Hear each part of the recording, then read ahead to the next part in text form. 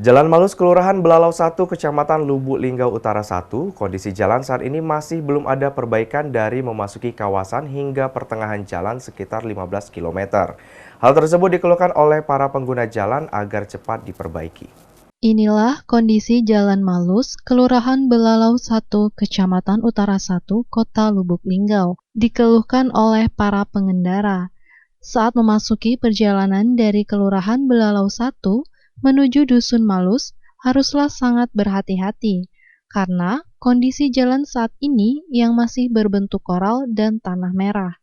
Rabu 4 Oktober 2023, untuk melewati jalan tersebut harus ekstra berhati-hati, apalagi di saat musim kemarau saat ini banyak debu jalan yang sangat memukat. Salah satu warga Dusun Malus yang melintas, Asep, mengatakan, melihat kondisi jalan seperti ini, saya harap ada perbaikan dari pemerintah. Di saat musim kemarau, saat ini debu yang sangat banyak dan bisa terganggu saat melintas. Dan di saat musim hujan, kondisi jalan ini sangat licin dan susah dilewati. Ini Kak. Kalau untuk dari saya, ini untuk minta kebaikan dari pemerintah untuk perbaikan dari jalannya.